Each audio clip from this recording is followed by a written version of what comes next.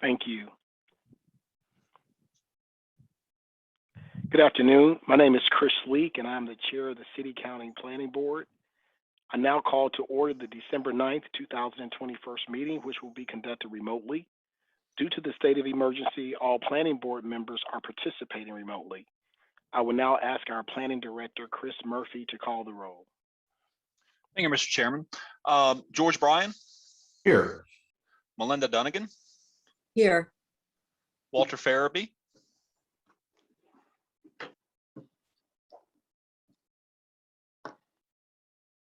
You're muted, Walter, if you're speaking.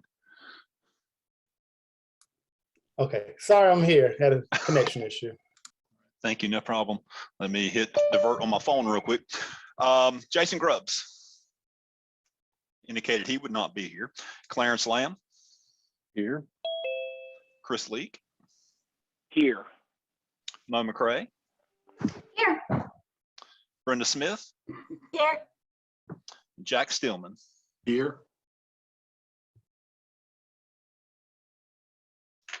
Thank you, Mr. Murphy.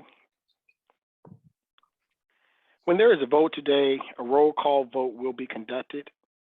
Each board member will be recognized and asked to clearly state their vote for the record. All guests participating in this remote meeting, either through Zoom or by phone, will remain muted until recognized by the board for comment. Today's meeting is being broadcast live on TV 13 and is also being live streamed on the city's website. The meeting will also be replayed on TV 13 tomorrow morning at 10 a.m. and Sunday at 4 p.m. Our first order of business today will be the consent agenda. These are items for which the petitioner is requesting withdrawal or continuance, or items for which staff has recommended approval and no one has signed up to speak in opposition. For our public hearings today, each side will have a total of 12 minutes. There is no rebuttal period. Once you have been recognized by the board, staff will unmute your microphone so that you can provide your comments. After the public hearing is closed and the board goes into work session, no one is permitted to speak unless the planning board asks them a question. The items under section B of our agenda will require final action by the elected body, either the city council or county commissioners. As such, votes taken today are recommendations which are considered by the city council or board of commissioners during this review of the request. For special use district zoning requests, the petitioner must identify the intended use or uses of the site and give specific instructions on how the site will be developed.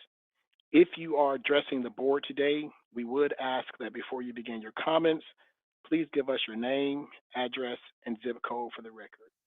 Before we begin with our official business today, I would like to recognize Councilmember Scipio. Thank you for joining us. I don't see any other council members. But before we get started, we have a distinguished planning board staff member who is retiring. I had the privilege of stopping by his retirement celebration and getting a picture with him and his wife. And before we get started today, we do have for Marco a resolution, and I have asked Ms. Melinda Dunnigan to share that resolution with Marco and also everyone on this call. Okay, thank you, Mr. Chair. This is a resolution honoring Marco Andrade for his 33 plus years of service as an employee of the City County Planning Board. Whereas Marco Andrade has served the citizens of the city of Winston-Salem and Forsyth County, North Carolina, in the City County Planning Department from May 1988 through November of 2021. And whereas Marco received a Bachelor of Arts degree in architecture from the University of Nebraska, and whereas Marco initially served as a planning intern with the City County Planning Board prior to being hired as a project planner in 1988, and whereas Marco worked on numerous projects and programs during his tenure with the City County Planning Board, including the development and update of the Revitalizing Urban Commercial Areas program, RUCA, Liberty Street Plans, and the Community Appearance Commission. And whereas Marco led the Southeast Winston-Salem Area Plan, Southwest Winston-Salem Area Plan, Northeast Suburban Area Plan, Rural Hall Area Plan, East Northeast Area Plan, East Northeast Area Plan Update, and South Central Winston-Salem Area Plan Update planning processes, and assisted on the development of numerous other area plans. And whereas Marco led the Doral Drive, Renolda Road Interchange Plan, and the Peters Creek Parkway Growth Corridor Plan, and assisted on the US 158 Northern Beltway Interchange Plan.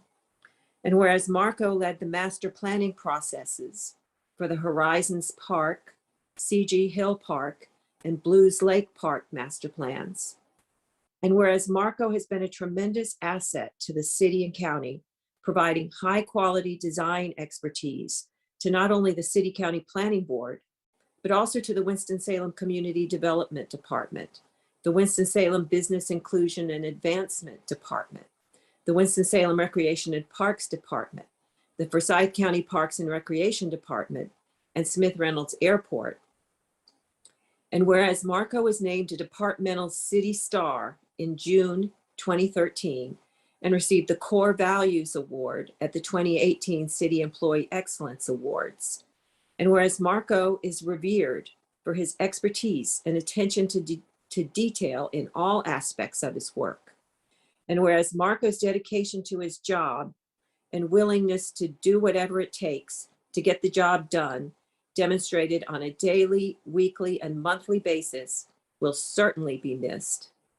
Now, therefore, be it resolved that the City County Planning Board of Winston-Salem and Forsyth County, North Carolina, pauses to recognize and thank Marco Andrade for his many years of outstanding service to the citizens of Winston-Salem and Forsyth County, and wishes him health and happiness in the future. Be it further resolved by the Planning Board that this resolution be spread upon the minutes of this board, and a copy of this resolution be furnished to Marco Andrade. And Marco, just personally, I wanted to say, I really have appreciated working with you. I have appreciated your courtesy. I've appreciated your expertise and your helpfulness, and you will very much be missed. So best wishes from me. Thank you. Thank you very much. I appreciate that. Marco, before we let you speak, we're going to give you a round of applause, of course. But then I'm going to see if any other planning board member who's worked alongside of you for a long time would like to have any comments. Floor is open. This is Clarence. I'm sorry, go ahead. No, pal, after you. I have known Marco and worked with Marco for a long time, back even, gosh, I was a young man when I first met him. But he was tremendous creativity, and just a fount of good ideas, and great problem solving ability, and above all, a gentleman, and always kind and considerate to me early on when I knew absolutely nothing about the process. So thank you, Marco. Really appreciate it, and hope you have a fun retirement. Thank you, sir. Thank you. Mr. Bryan. Sure. Marco, I've always enjoyed your sketches, and you know how to talk a whole lot, but your sketches would turn our words into reality, in a sense, in front of our eyes of what we could dream about and hope about, whether it was running down Peters Creek Parkway or some re-envisioning of what we're going to do with a mall, or many other projects that you've been involved with over the time. And on the opposite side of that, I think that when you sketch for us, it then got us out of our boxes. So I've always appreciated that creativity and the way you've been able to represent that to us. So thank you so much for your years here. I'm going to miss it. Thank you, sir. Mr. Stillman, I think I saw you about to speak as well. What's new? I want to thank Marco for all of the help he's been since I've been on the board, which is just a short while. But he and I go back to 1990 when I first came here on the staff. And I can tell you, I have never seen the day when there was a more talented person with more expertise and vision that remained humble no matter what, and was always helpful. And I'll just say thank you and close, Marco, by saying, pardon the pun, I really appreciate your being so sketchy. Hats off to you. Bad. Would anyone else like to make a comment to Marco? I would, Marco. This is Brenda. I just want to reiterate what others have said about appreciating your work. I think one thing that really came clear was it was never about what you were required to do. It was the quality that you wanted to produce, whether it was actually required or not. So it really came through how much you were working above and beyond what you may have been called to do, and that sense of pride in your work and the dedication is really going to be missed. Really appreciate you. Thank you. Thank you. If there are no other planning board members who would like to speak, I'm going to let Council Member Scipio. Okay, I see you with another. So after all planning board members have spoken, we'll allow Council Member Scipio. I just wanted to say congratulations on your retirement, Marco. It is well deserved. I was a couple cubes down from you a couple years when I worked in planning, and your expertise was awesome. You really were able to help bring, all the language and the words that we have for planning, make it, visual, which helped us a lot, especially when we went out to the public meetings with the community. And I hope you really enjoy retirement and traveling and have fun. Yeah, thank you. Council Member Scipio, I'll let you speak, and then I'll close out, and then we'll let Marco speak. Thank you, Mr. Chair. What a wonderful treat today, Marco. I thought I would just be listening to the planning board, but what a wonderful time to say thank you so much. I remember you before I got on council, of course, way back in the 90s. And I want to say that you brought such professionalism and confidence to the job. And it really made me feel good to know you, because I could always count on whatever you said. Your leadership was superb. I just want you to have a phenomenal retirement time, but I can tell you that you may be busier than ever. So you have to really cherish the time that you do have, because everybody will call you and try to get you engaged in something. But stay healthy, stay active, and thank you so much for all that you've given to this city. Marco, I would like to just thank you for the time I've worked with you. You have a pristine quality for detail, and that is so important in planning, and you're an ultimate gentleman. And I think the thing I'm most excited about is when I met you and your wife and talked to you about your future plans and told you I'll give you a couple of years before you come back to the planning board. I'm excited that you consented to maybe come back and serve on the planning board. So Marco, with that, you've heard all of these accolades, and I know they're far and few in between, but would you like to have any comments before we continue with our meeting? Well, thank you from the bottom of my heart. Hearing all your comments, and it made me a little tearful, but it's been wonderful. I mean, I've enjoyed these 33 years working for the city, and I've done so many different projects. I've enjoyed all of them. And so it's been a wonderful, wonderful career. I never thought I was going to last that long with the city, but I just enjoy it, and it became even better as the years were coming. I mean, more design oriented projects. So it was really very enjoyable for me to be able to do that, to provide some visions for some projects, to work with all of you, and I really appreciate all of your comments. I will definitely, I mean, it's difficult to say goodbye. So as I told Chris, yeah, we'll be seeing each other down the line, and hopefully in a different role. Or, but I love this city, and I will continue to work with you and everybody else that comes my way. So thank you. I appreciate your kind words, and I'm ready for enjoying, retirement and doing different things. Yes. Thank you, Marco. And before we send you off with a round of applause, Mr. Murphy, as acting planning director, would you like to give some final thoughts about Marco? Yeah, there's not really much more that I can say that hasn't already been said. But again, just you know, your professionalism, your attention to detail, your design skills, again, bringing things to life. You know, we're going to miss that. We're going to miss our just, you know, day-to-day interactions and things that you experience whenever you work with someone over a number of years. Going to miss your daily runs to go get a Coke. But with that, Marco, again, just thank you for everything that you've done for the city and the county. And again, enjoy your retirement. Have great travels. But I know at one point you were thinking about settling somewhere else. Stay right here. Just travel and come back. That's the idea now. Thank you. And with that, Marco, we're going to send you off with a round of applause and Thank you. happy Thank you. retirement. Thank you. Appreciate it. What a great way to start the meeting today. All right, our first item of business is the approval of the minutes of the November 10th meeting. Are there any additions or corrections? If not, is there a motion?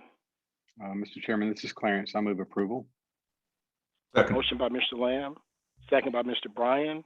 Any discussion? Mr. Murphy, would you please call the roll? George Bryan, Yes. Melinda Dunnigan, Yes. Walter Farabee, Yes. Clarence Lamb, Yes. Chris Leak, Yes. Mo McCray,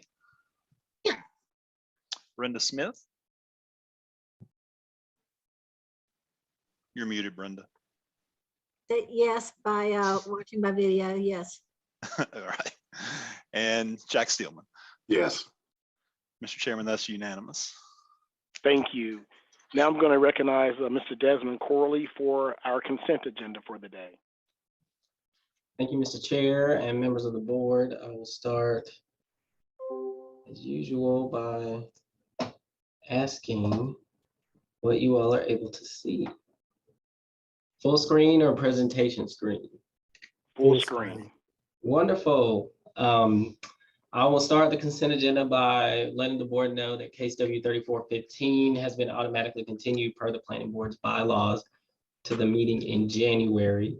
And then I will also remind the board that all of the items under section B require two motions, one for consistency with the area or with the comprehensive plan. And then the second motion will be the board's actual recommendation. So with that, I will move into the consent agenda. We'll start with B1, which is W3503. It's a special use request from RS9 to RM5S on about 25 acres at the northeast corner of Yadkinville Road and Grandview Club Road.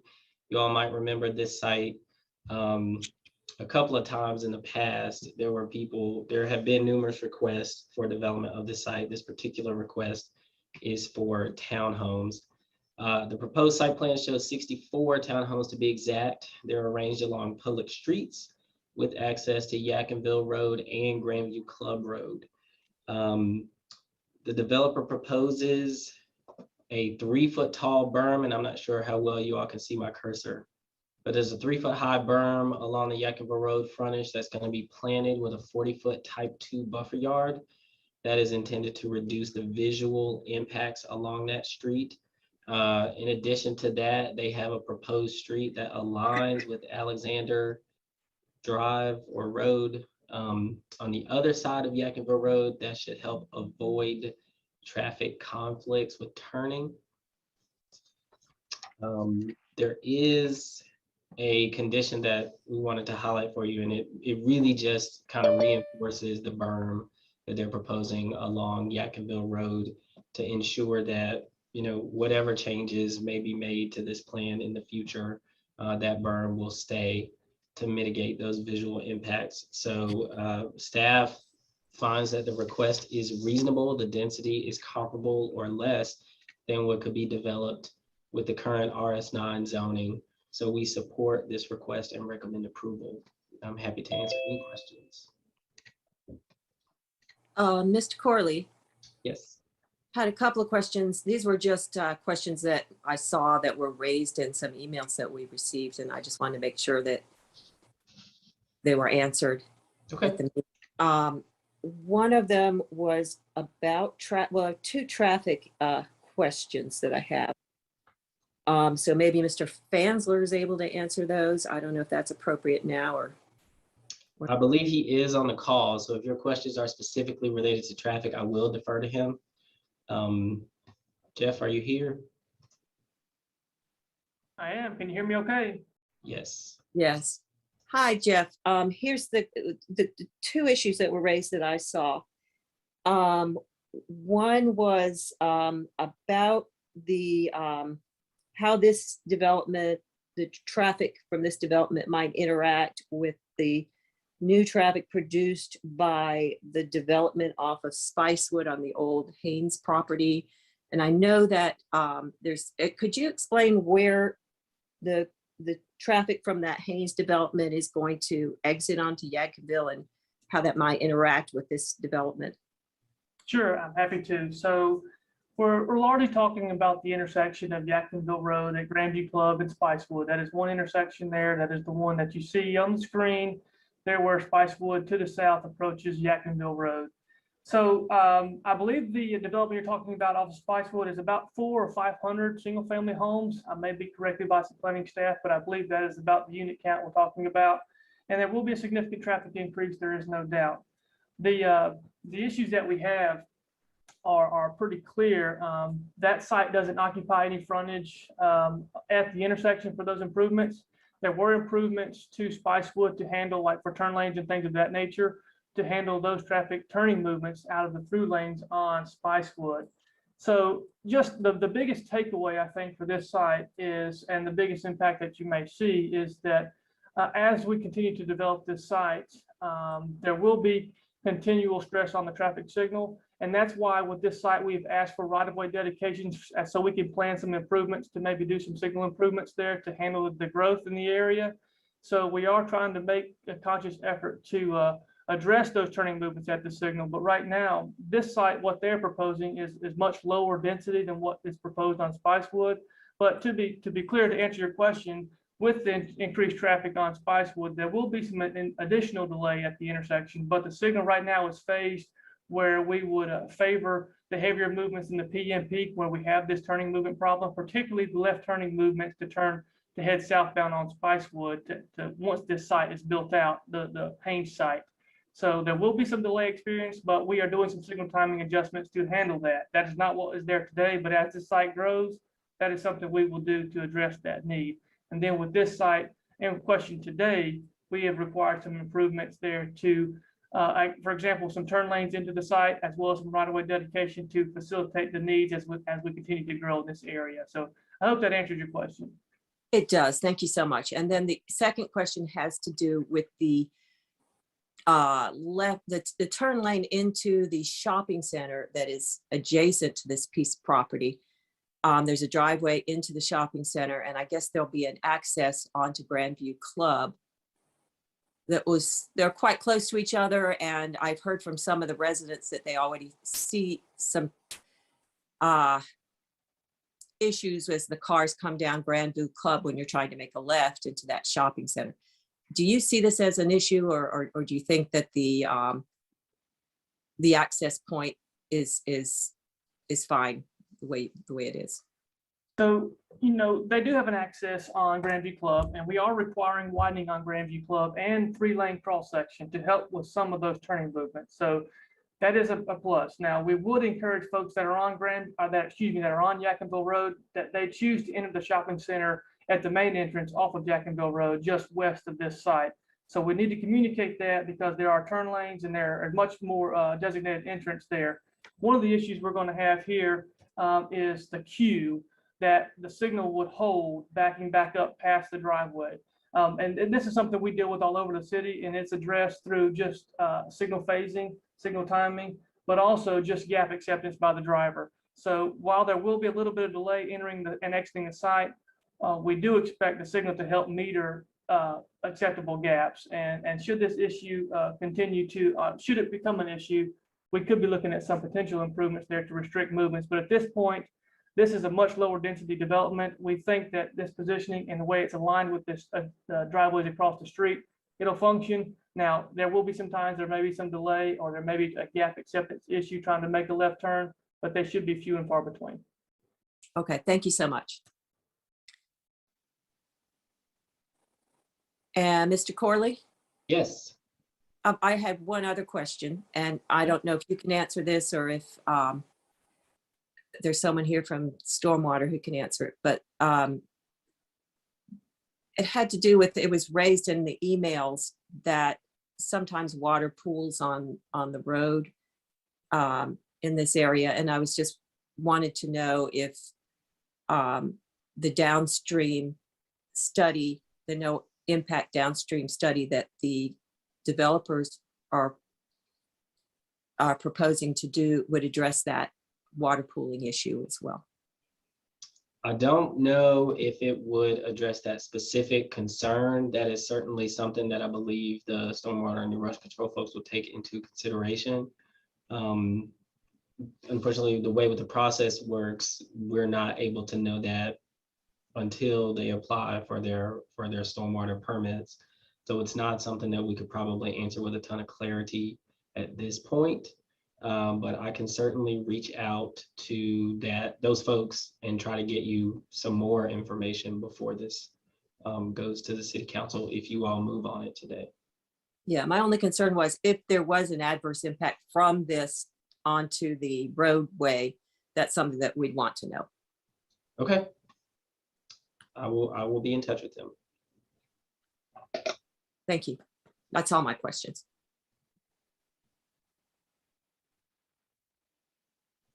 Are there any other questions? I'm sorry, I was muted. Please forgive me. It looks like there are no other questions, Mr. Corley. So with that, Mr. Murphy, do we have anyone here to speak on this case? Mr. Chairman, we don't have anyone signed up. I was just checking on, folks that may not have, that may have come into the meeting late and may not be tagged. I don't see anyone else that is unidentified. So I believe we have no opposition, but you may just want to ask the question. Okay. Is anyone here in opposition to case 3503? Hearing or seeing no one, I'm going to declare the public hearing closed. What is the pleasure of the board? Mr. Chairman, this is Clarence. I move that the planning board find that the request is consistent with the comprehensive plan. Motion by Mr. Lamb. Is there a second? Second. Second by Mr. Farabee. Any discussion? Mr. Murphy, would you please call the roll? Yes, sir. George Bryan. Yes. Melinda Dunnigan. Yes. Walter Farabee. Yes. Clarence Lamb. Yes. Chris Leak. Yes. Mo McCray. Yes. Brenda Smith. Yes. And Jack Stillman. Yes. And Mr. Chairman, this is Clarence. I move that the planning board recommend approval of W 3503. Motion by Mr. Lamb. Second. Second by Mr. Farabee. Any discussion? Mr. Murphy, would you please call the roll? Yes, George Bryan. Yes. Melinda Dunnigan. Yes. Walter Farabee. Yes. Clarence Lamb. Yes. Chris Leak. Yes. Mo McCray. Yes. Brenda Smith. Yes. And Jack Stillman. Yes. Mr. Chairman, that recommendation is unanimous to City Council. Thank you. All right, the next item on the consent agenda is B3, which is case W 3504. This is a request to change zoning from GBS 2-phase to GBS. It's a little over 10 acres on the south side of West 30th Street between Shorefair Drive and Millbrook Drive. You can see the fairgrounds and the Wake Forest Baseball Park in the immediate vicinity. The original plan is shown here. Again, this was a 2-phase plan. So it shows the existing senior services building and then an undeveloped portion on the eastern end of the site that would have come in for final development plan approval. This request would remove the more nebulous two-phase designation and add daycare uses for adults and children. So we've got a site plan that shows the new building on the right side of the plan, or the eastern portion of the site. Primary access for this building is on Millbrook Drive. And the daycare uses are served by a circular drop-off area in the beginning, or I'm sorry, in the front of that building, which I assume would face Millbrook Drive. There is a condition that I need to highlight for the board. Earlier today, the petitioner reached out and wanted to propose an amended condition. This is a condition related to signage, and it was under the other requirements portion of the recommended conditions. So this amended condition would change the maximum number of signs from 3 to 4, provided that those signs all meet the spacing and location requirements in the UDO, and then maintain the maximum height of 6 feet and a maximum copy area of 36 square feet for each sign. We just wanted to clarify that those limits apply to each sign, and it's not a total for all of the signs. Staff is supportive of this request. The site plan meets UDO requirements, and I would be glad to answer any questions. Are there any questions for Mr. Corley or staff? Thank you, Mr. Corley. Mr. Murphy, do we have anyone here to speak on this matter? Mr. Chairman, it's my understanding that we do not have anyone in opposition. I know the representative for the petitioner is here, as well as the petitioner themselves. All right, seeing none, I'm going to close the public hearing. Thank you for coming. What is the pleasure of the board? Mr. Chairman, this is Clarence. I move that the planning board find that the request is consistent with the comprehensive plan. Motion by Mr. Lamb, Second. second by Mr. Farabee. Any discussion? Mr. Murphy, would you please call the roll? George Bryan, Yes. Melinda Dunnigan, Yes. Walter Farabee, Yes. Clarence Lamb, Yes. Chris Leak, Yes. Mo McRae, Yes. Brenda Smith, Yes. Jack Steelman. Yes. Mr. Chairman, this is Clarence. I further move that the planning board recommend approval of W3504. Motion by Just Mr. to- Lamb, Just to clarify, Mr. Chair, sorry for interrupting. With We need the motion amended for the condition. condition. Yeah, with the amended condition. Thank you. Restated motion is on the floor. Is there a second? Second. Second by Mr. Farabee. Any discussion? Mr. Murphy, would you please call the roll? George Bryan, Yes. Melinda Dunnigan, Yes. Walter Farabee, Yes. Clarence Lamb, Yes. Chris Leak, Yes. Mo McRae, Yes. Brenda Smith, Yes. and Jack Steelman. Yes. Mr. Chairman, that recommendation is unanimous to City Council. Thank you. All right, Mr. Chair, I'm going to skip the next one because we have folks signed up to speak in opposition. So that one is not on consent. So the next consent item is B5, which is case W3506. This is a site plan amendment to 2.42 acres on the Carter G. Woodson School site. There was a site plan approved for a cafeteria expansion in May of last year. The proposal would replace the cafeteria building that was approved then with a modular classroom. So here's the proposed site plan.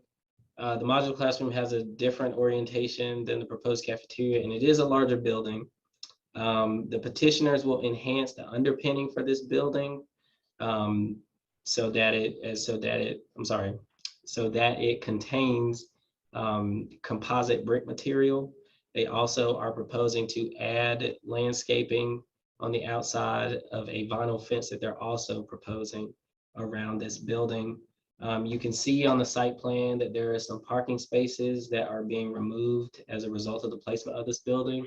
Those parking spaces will be replaced on another portion of the school's campus, but because the rest of the campus isn't in special use zoning district, those spaces aren't required to be shown in this plan. But A condition of approval would require those spaces to be shown on a plan to place this building when they apply for permits. Staff is supportive of this request, and I will be glad to answer any questions. Are there any comments for questions for staff? All right, thank you, Mr. Corley. Mr. Murphy, do we have anyone here to speak on this case? Mr. Chairman, I do not believe that we have any opposition. I know that we do have representatives of both the school and the site plan preparer are here to answer any questions, but there is no opposition. All right, with no opposition, I'm going to close the public hearing. What is the pleasure of the board? Mr. Chairman, this is Clarence. I move that the planning board find that the request is consistent with the comprehensive plan. Motion by Mr. Lamb, is there a second? Second. Second by Mr. Farabee. Any discussion? Mr. Murphy, would you please call the roll? George Bryan, Yes. Melinda Dunnigan, Yes. Walter Farabee, Yes. Clarence Lamb, Yes. Chris Leak, Yes. Mo McCray, Yes. Brenda Smith, Yes. Jack Steelman. Yes. Mr. Chairman, this is Clarence. I further move that the planning board recommend approval of W3506. Motion by Mr. Lamb, is there a second? Second. Second by Mr. Farabee. Any discussion? Mr. Murphy, would you please call the roll? George Bryan, Yes. Melinda Dunnigan, Yes. Walter Farabee, Yes. Clarence Lamb, Yes. Chris Leak, Yes. Mo McCray, Yes. Brenda Smith, Yes. Jack Steelman. Yes. Mr. Chairman, that recommendation is unanimous to City Council. Thank you, and I'd publicly like to thank Carter G. Woodson for the work that you continue to do in our community, educating our young people. Thank you so very much. All right, the next item on the consent agenda is B6. This is case W3507, a general use request to change the zoning from RS9 to RS7 on a very small lot across Petrie Road from Mount Tabor High School.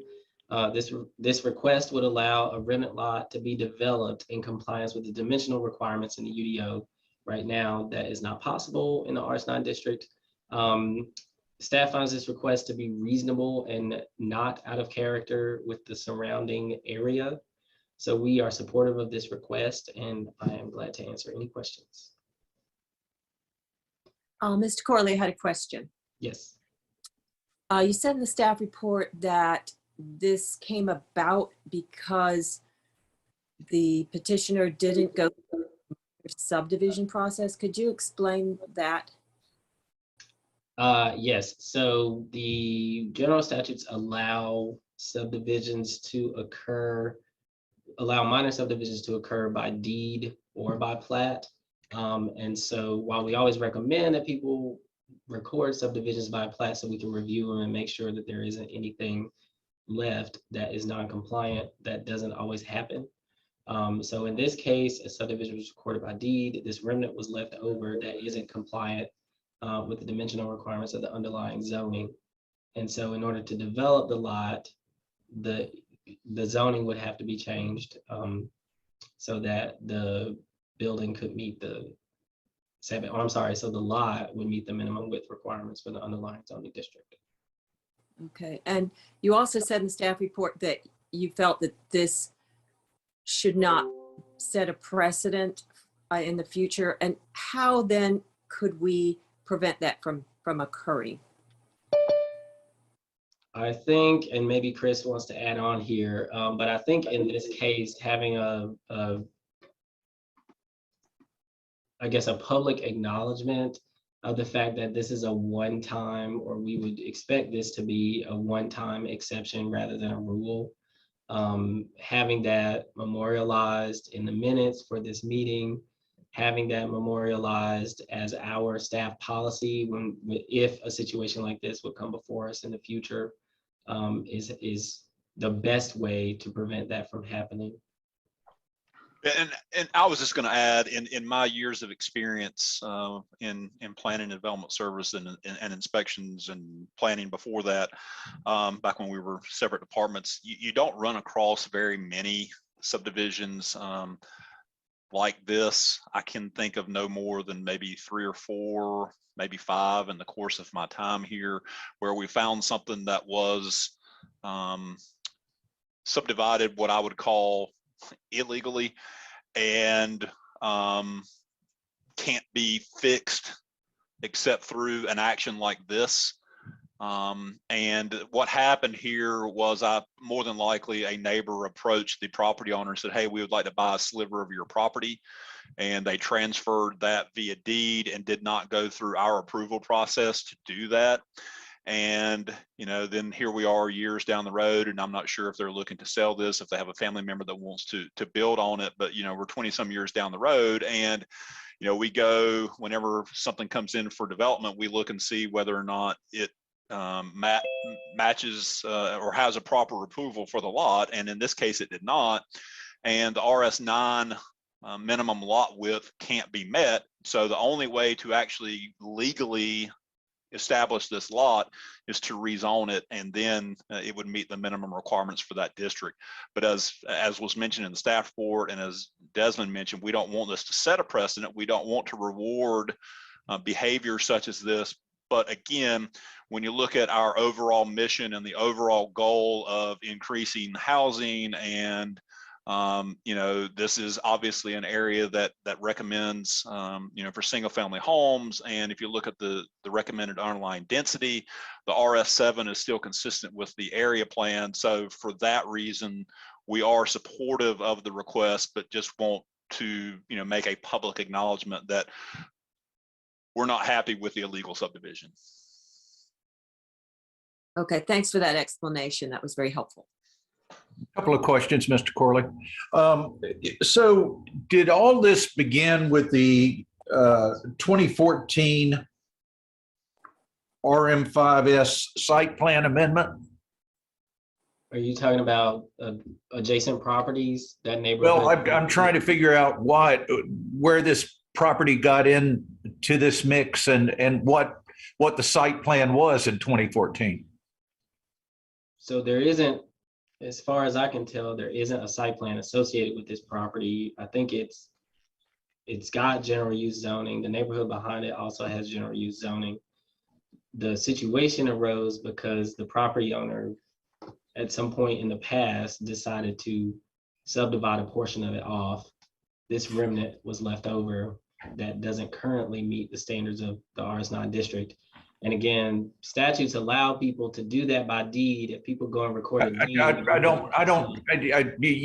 heard you on that. But what I saw in the report was the last relevant zoning was in 2014 and was RM5S. Was this part of that site that is zoning then? Properties to the east. So why was this mentioned in our relevant zoning? Whenever we do a staff report, whenever we do a staff report, we go out and find zoning cases that are close to the area. The most recent cases that would be in the vicinity. It's not necessarily relevant to this particular project. It's relevant to the surrounding area. So this did not include the property at that time? Correct. No. Okay. The other question was, has there been any neighborhood feedback on this? Not that I'm aware of. I think the petitioner is here, so he'd be able to speak to whether he received any direct feedback, but I'm not aware of any. Yeah, I would like to hear that, Chair, because I just didn't see any mention of it, and it is in a established neighborhood, and just wanted to know whether that process had been followed. Mr. Chairman, Mr. George Petrie is here representing the case. It's his family's property. All right. If Mr. Petrie is here, there is a question for you, Mr. Petrie. If you heard Mr. Bryan, if you need him to restate it, you can. But if you are on the call, could you please state your name, your address, and your zip code for the record, and answer the question that's been asked of you? Yes. Can you hear me? Yes, sir, we can. Okay, my name is George Petrie, address 4421 Wachovia Drive in Pofftown. And what was the last part? Your zip code, please. 27040. All right, sir, you have the floor if you would address the question. Okay, we did receive one email from a resident in Ridgemere, basically wanting to know what our intentions were while we were petitioning for this rezoning. And my response was that, similar to what the other gentleman said, under RS9, our small lot is unbuildable. And we understood, or we found out that if we could get it rezoned to RS7, then someone could actually build a home there. That was my response to the gentleman who sent the email, and he seemed pleased with it, thanked me, and we never heard anything else from any other residents around. Thank you very much, Mr. Petrie. Yes. And Mr. Chairman, from a staff perspective, I did receive one, perhaps two phone calls from surrounding property owners, and they were just curious about the rezoning sign and what it was about, and I sensed that there was no opposition. Thank you, Mr. Roberts. Mr. Bryan, did that address your question sufficiently? Very much so. All right, thank you, sir. Are there any other questions for staff? All right, Mr. Murphy, do we have anyone here to speak on this case? Mr. Chairman, we do not. All right, I'm going to close the public hearing at this time. What is the pleasure of the board? Mr. Chairman, this is Clarence. I move that the planning board find that the request is consistent with the comprehensive plan. I have a motion by Mr. Lamb. Second. Second by Mr. Farabee. Any discussion? Mr. Murphy, would you please call the roll? George Bryan, Yes. Melinda Dunnigan, Yes. Walter Farabee, Yes. Clarence Lamb, Yes. Chris Leak, Yes. Mo McCray, Yes. Brenda Smith, Yes. Jack Steelman. Yes. And Mr. Chairman, this is Clarence. I further move that the planning board recommend approval of W3507. I have a motion by Mr. Lamb. Is there a second? Second. Second by Mr. Farabee. Any discussion? Mr. Murphy, would you please call the roll? George Bryan, Yes. Melinda Dunnigan, Yes. Walter Farabee, Yes. Clarence Lamb, Yes. Chris Leak, Yes. Mo McCray, Yes. Brenda Smith, Yes. Jack Steelman. Yes. All right, Mr. Chairman of the board, the recommendation is unanimous to City Council. Thank you. Mr. Corley? I am trying to advance slides. There we go. Next item on consent agenda is B7, which is case W3508. This is a request to rezone an existing RM8S district to a new RM8S district. This request would add additional residential uses. The site is 50 acres on the west side of Old Lexington Road across from Teague Road. The existing special use site plan is shown here. This was all multifamily, and the orientation is a little bit off. So down at the bottom of this plan is Old Lexington Road. And you'll see on the proposed plan, it has a different orientation. But these are townhome units on what's described as lot 2. And then in lot 1, they have kind of traditional multifamily units. There were, I think, I have the numbers listed somewhere else, but that plan has more units than this plan that's proposed. This proposed plan is a mixed residential use PRD with townhomes at the front. So Old Lexington Road is at the top of this plan. You can see with the curve, Teague Road is up here off site. They are proposing an emergency access in the northern portion of that frontage. So this is in the top left of the plan. This is proposed for emergency access only. This where you see the hash line in phase 1 is the primary access for the site. That is due to safety concerns with site distance. The number of units in this proposal is reduced, therefore the density is reduced from the previously approved plan. This site plan meets all of the UDO requirements and the use-specific standards for PRDs, and staff is supportive of this request. I'll be glad to answer any questions. Are there any questions for Mr. Corley? All right, thank you. Mr. Murphy, do we have anyone here to speak on this case? Mr. Chairman, we do not. All right, I'm going to close the public hearing at this time. What is the pleasure of the board? Mr. Chairman, this is Clarence. I move that the planning board find that the request is consistent with the comprehensive plan. I have a motion by Mr. Lamb, Second. second by Mr. Farabee. Any discussion? Mr. Murphy, would you please call the roll? George Bryan, Yes. Melinda Dunnigan, Yes. Walter Farabee, Yes. Clarence Lamb, Yes. Chris Leak, Yes. Mo McCray, Yes. Brenda Smith, Yes.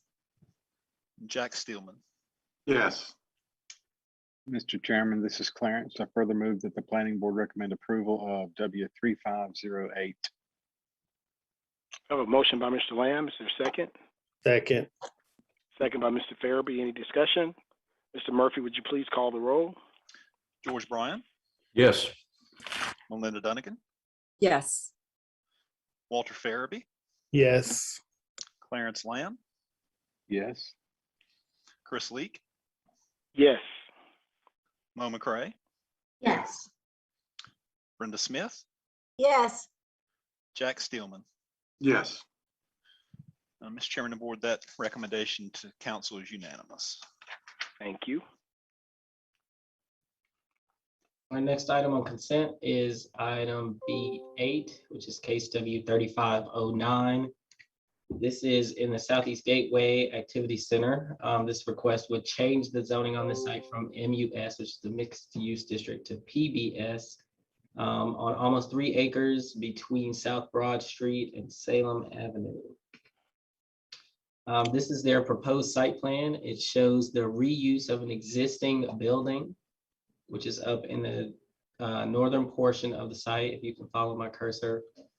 That is for the existing business, Carolina's Vineyards and Hops. That business is in the existing building in the Southeast Gateway.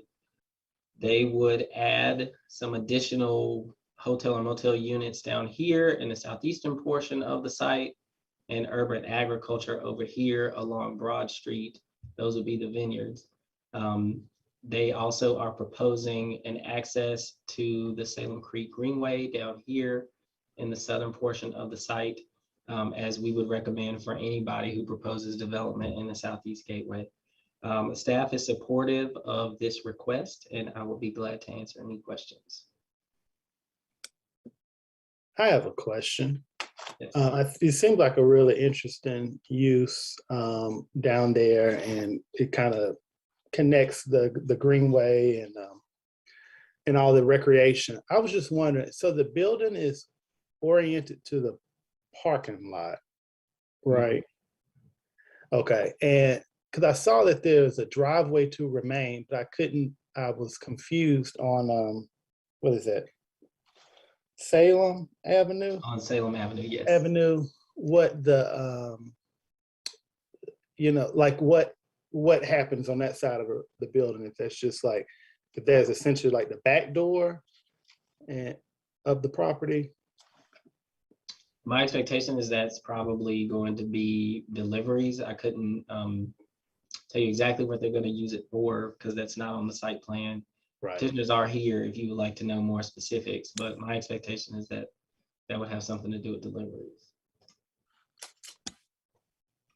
Okay, yeah, I was just trying to figure out the orientation, but Yes, it is oriented toward to the the parking parking. lot where you see the outdoor seating areas and the trellises Right. facing the parking lot. Yes. So do we have any requirements of them facing Salem Avenue, like the building, or is it just considered the rear?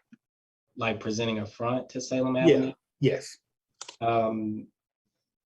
That's not anything that we thought about requiring for the petitioner. The district doesn't necessarily have much to say about that. I see Steve Causey on here and he was unmuting like he was going to say something.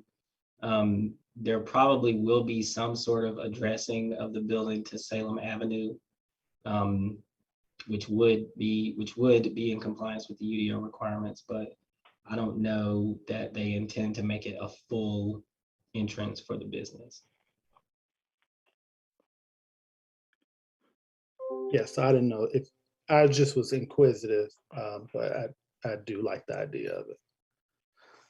I don't know if I was going to say, it's one of those things where this is an existing, an adaptive reuse of an existing structure. If this were being built new, it would be required to address and be pulled up to Salem Avenue in compliance with the PB standards. But since this is an adaptive reuse of an existing structure, and it's as part, it's part, even though it's being taken out of the, or it actually was years ago out of the Southeast Gateway Activity Center. This project would continue to function and funnel into and out of the remainder of the Southeast Gateway project. Like Desmond said, I don't think that it's going to totally turn its back to the street. But again, I don't think it's necessarily, they're not talking about planning this as two fronts. Right. I think that added context to what I was looking for. Thank you. Okay. So, Mr. Fairby, would you like for Mr. Causey to address that as well, or are you okay? It's okay. All right. Thank you. Any additional questions for staff? All right. Seeing none, Mr. Murphy, do we have anyone here to speak on this case? Mr. Chairman, we do not have any opposition that I'm aware of. We do have representatives of the petitioner here, again, to answer any questions, but there is no opposition. Thank you for coming. I'm going to close the public hearing with no opposition. What is the pleasure of the board? Mr. Chairman, this is Clarence. I move that the planning board find that the request is consistent with the comprehensive plan. We have a motion by Mr. Lamb. Second. Second by Mr. Farabee. Any discussion? Mr. Murphy, would you please call the roll? George Bryan? Yes. Melinda Dunnigan? Yes. Walter Farabee? Yes. Clarence Lamb? Yes. Chris Leak? Yes. Mo McCray? You're muted, I think. She may have had to step away. Yeah. Brenda Smith? Yes. Jack Steelman?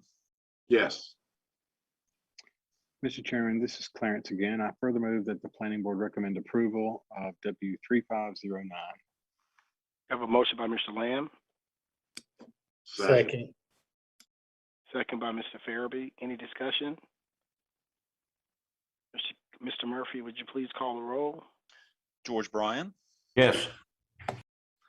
Melinda Dunnigan? Yes. Walter Farabee? Yes. Clarence Lamb? Yes. Chris Leak? Yes. Mo McCray? Yes. Brenda Smith? Yes. Jack Steelman? Yes. Mo, if I could just clarify, is your vote in the affirmative on compliance with the comprehensive plan? It was. I'm so sorry. I had to let in our daughter from her play date. I understand. We kind of figured that's probably what it was. So thank you. Yeah, sorry. Mr. Chairman and board, that recommendation is unanimous to council. Thank you.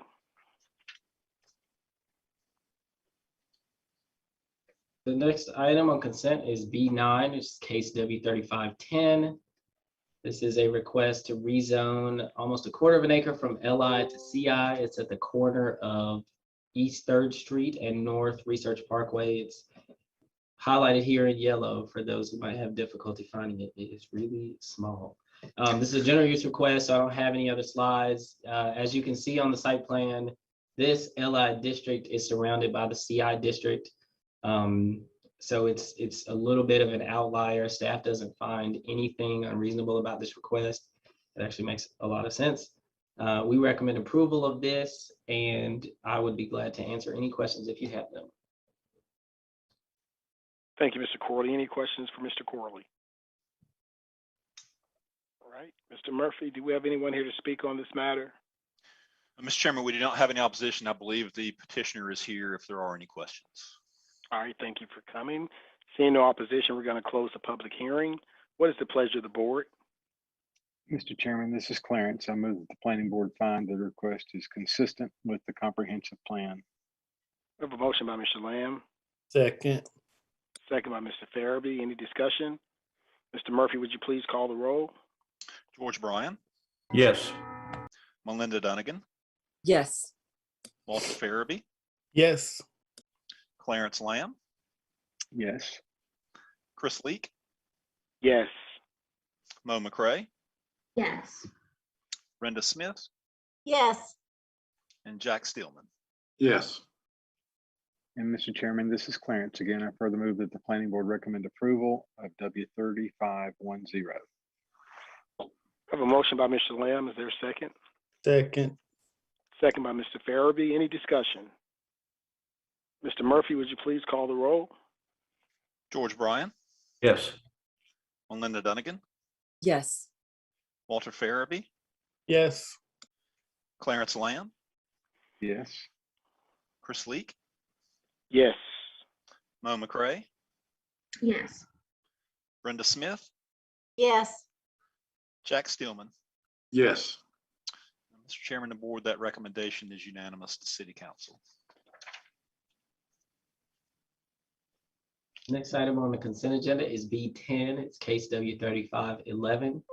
This is a request to rezone from LBS and general use LO to LBL. That's a limited use district on the west side of Redondo Road, north of Valley Road. Because it's just a limited use district, there is no site plan. However, the petitioner is requesting office type uses. There is a dentist office on the site currently, or on the northern property. Staff, I believe that the petitioner is requested to rezone this property to be able to expand their dental office and provide the requisite parking on both of their lots. Staff is supportive of this request, and I will be glad to answer any questions. Are there any questions for Mr. Farabee? All right. Mr. Murphy, do we have anyone here to speak on this case? Mr. Chairman, I'm not aware of anyone in opposition. I'm not sure who Andy is, and he kept unmuting himself. I'm not sure if he's here in opposition or if perhaps he's the petitioner. I'm not sure, but there's no one signed up in opposition. Okay. Is anyone here in opposition to case 3511? All right. Seeing or hearing no one, I'm going to close the public hearing.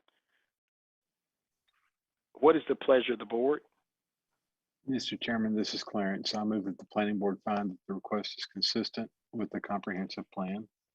A motion by Mr. Lamb, Second. second by Mr. Farabee. Any discussion?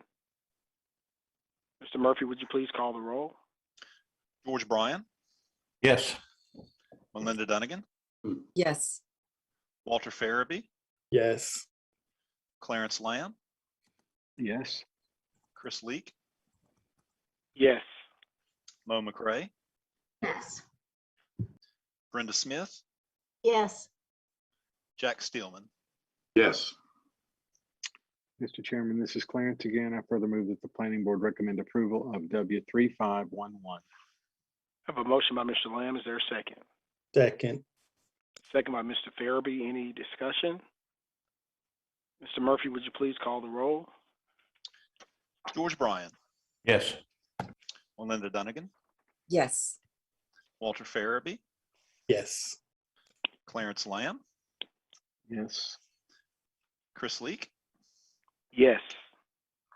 Mo McCray, Yes. Brenda Smith, Yes. Jack Steelman. Yes. All right, Mr. Chairman, the board, that recommendation is unanimous to council. Thank you. The next item on the consent agenda, the last item in section B is B11. It's case W3512. This is a site plan amendment for property at the intersection of Sedge Garden Road and Union Cross Road. Y'all might remember this site from a few months ago. They are requesting a site plan amendment to move a stormwater management device, which you can see on the approved plan was labeled as an underground device at the intersection of those major thoroughfares, to another location in the opposite corner of the property. The type of device has also changed from an underground facility to an above ground facility. That is the only change proposed on the site. So staff recommends approval of this request. All other things are still compliant with the UDO requirements. And I will be glad to answer any questions if you have them. Mr. Corley. Mr. Bryan.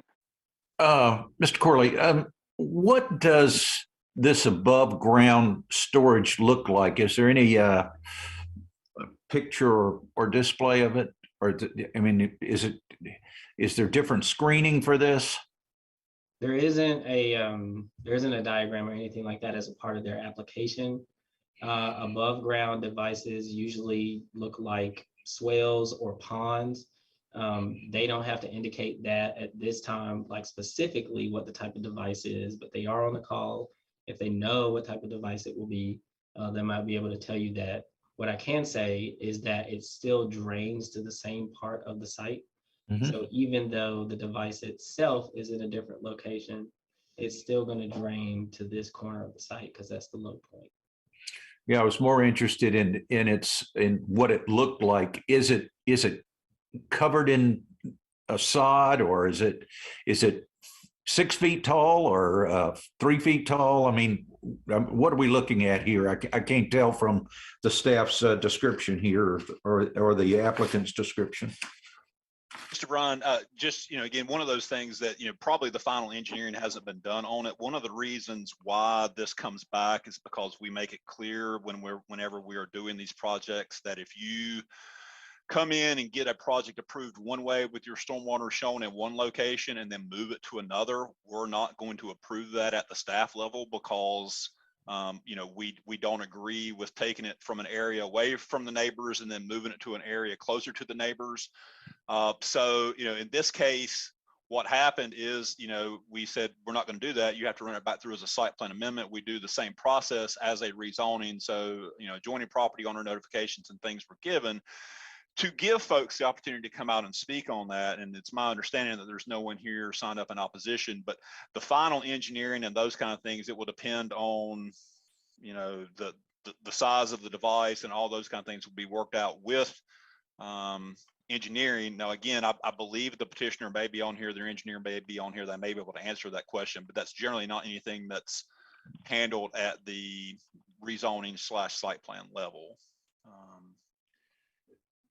Often we have elevations when we have S plans that will show us something that is going on, and this is different for that. I do appreciate the staff ensuring that this change in stormwater comes back to us. I really appreciate that, but it would be of interest to know how they're going to do this particular type of stormwater and still make it a pleasant site to their customers. If somebody could address that from the applicant. All right, if we have someone on the line from the applicant, if you could please state your name and your address and your zip code for the record and address the question, please. Yes, sir. Good evening. Can everyone hear me? Yes, sir. All right, great. My name is Peter Doster. I'm with Bowman Consulting. I'm the active civil consultant for Circle K on this project. Name is Peter Doster. Address is 4350 Main Street, Harrisburg, North Carolina. And yes, Mr. Bryan, I can answer a little bit of your questions there.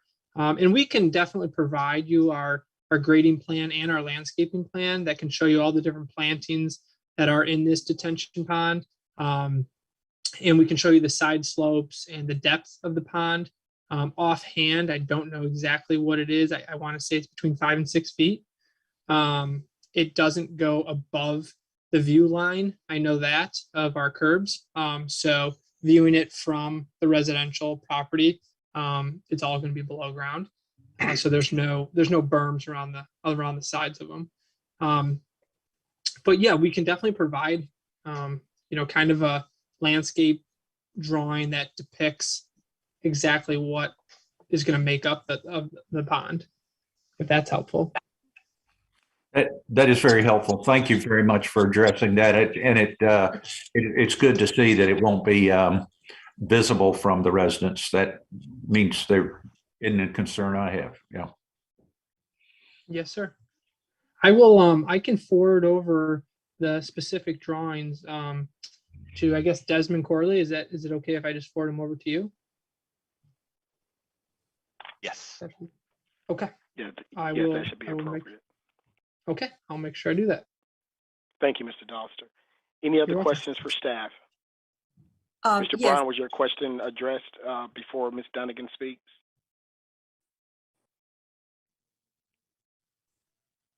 Sorry, yes. All right, thank you. Ms. Dunnigan? This might have been answered and I may not have picked up on it. I just wanted to make sure that I understood properly that the fence that was part of the original site plan will remain with this change. That's my understanding. Am I correct in that? Yes. Yes. Okay, thank you. All right, any additional questions for staff? Okay. Mr. Murphy, do we have anyone here to speak on this case? Mr. Chairman, we do not. All right. I'm going to close the public hearing. What is the pleasure of the board? Mr. Chairman, this is Clarence. I move that the planning board find that the request is consistent with the comprehensive plan. Motion by Mr. Lamb. Is there a second? Second. Second by Mr. Farabee. Any discussion? Mr. Murphy, would you please call the roll? George Bryan, Yes. Melinda Dunnigan, Yes. Walter Farabee, Yes. Clarence Lamb, Yes. Chris Leak, Yes. Mo McCray, Yes. Brenda Smith, Yes. Jack Steelman. Yes. And Mr. Chairman, this is Clarence again. I further move that the planning board recommend approval of W3512. I have a motion by Mr. Lamb. Is there a second? Second. Second. Second by Mr. Farabee.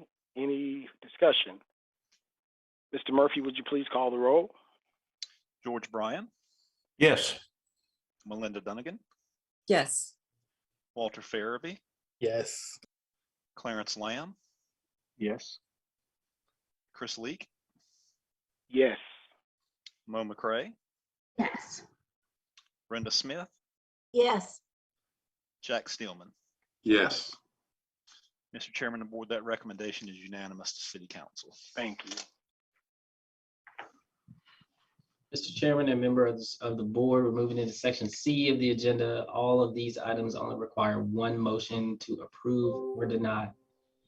So item C1 is a planning board review for a utility substation for Duke Energy. This is on 11 acres on the northeast side of Sunrise Lane, or I'm sorry, it's Sunrise Terrace. That's a typo. North of Beechwood Circle. Here is the proposed site plan. You can see the proposed substation kind of in the central portion of the site. There will be retaining walls in the rear portion of the site, a buffer yard along the Duke Energy easement that contains the transmission lines in the front of the site. They also are showing a proposed fence. It may be a little bit difficult to see on the slide, but it surrounds the substation. There is a condition of approval that fence be at least 6 feet tall, and it has to be noted as such when they apply for their construction permits. This site plan meets UDO requirements, so staff recommends approval. Mr. Chairman, this is Clarence. I recommend, or I move approval with the fence condition. Is that appropriate? Yes. All right, thank you. Motion by Mr. Lamb, Second. second by Mr. Farabee. Any discussion? Mr. Murphy, would you call the roll, please? George Bryan, Yes. Melinda Dunnigan, Yes. Walter Farabee, Yes. Clarence Lamb, Yes. Chris Leak, Yes.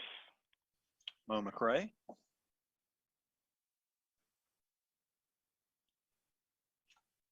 we'll skip that one. Brenda Smith. She held her thumb up Yes. affirmatively. Okay, gotcha. Brenda Smith, Yes. Jack Steelman. Yes. Mr. Chairman of the board, that case is approved unanimously. The last item on the consent agenda is C2. This is another planning board review, this time for a planned residential development of PRD. This is a little more than 37.5 acres on the north side of Ellis Road across from Ellis Court. This is out in the county. The proposed site plan is showing 21 lots on a kind of crescent shaped road. It is a PRD, so there are the requirements for active, passive open space, for active and passive open space, excuse me. The site plan is meeting those use specific standards as well as all other applicable standards of the UDO, so staff recommends approval of this PRD. Mr. Chairman, this is Clarence. I move approval. Motion by Mr. Lamb, Second. second by Mr. Farabee. Any discussion? Mr. Yes, Murphy, Mr. would you please call? Yes. I tried to see this. It was very difficult to see because it has a very narrow, I guess, entrance to it. Is the backside of this fairly steep going down to water? Yes, there is a stream traversing the rear of the site, so yes. And then that stormwater pond's going to be down sort of close to the stream. Is that what I'm saying, right? Right over here to the left. Yeah. Yes, I believe the stream follows the property line fairly close to that. Do you know what that stream is going into? I don't. Okay, well, I guess the Yadkin River. Eventually, you mean? Well, I mean, it's, this is in the area that is on the western side of the town. Right. It's kind of off Center Grove, or excuse me, the county. It's kind of off Center Grove Church Road. Right. I mean, everything is definitely flowing that way, and we're close to the Yadkin. I mean, I'm not sure exactly how far it is to outlets there, but I mean, it's in close proximity, within a mile, I would say. Yeah. Well, I'm assuming if anything changes, it'll come back and we'll see what's going to happen with that. So thank you. Exactly right. All right, so we have a motion and a second on the floor, and Mr. Murphy, you were about to call the roll. Yes, sir. George Bryan, Yes. Melinda Dunnigan, Yes. Walter Farabee, Yes. Clarence Lamb, Yes. Chris Leak, Yes. Mo McCray, Yes. Brenda Smith, Yes. Jack Steelman. Yes. All right, Mr. Chairman of the board, that this project is recommended, or excuse me, is approved unanimously. And with that, Mr. Chairman, we have run through the consent agenda, and we have one case to be heard, and that is case B4, item B4. It's case number W3505, and Elizabeth Collier on our staff will give the staff presentation.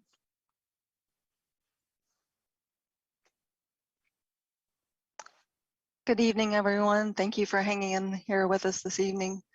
Again, case W3505. The summary this evening, the petitioners Anthony J. Cathcart and Richard C. Fielder at 500 Wachovia Street. The request is for limited use rezoning from RM5 to PBL. And I wanted to just point out the limited uses for you this evening so we can keep that in front of us. They are all residential uses, as you can see. So even though we're going to a commercial zoning district, all the uses are limited to residential.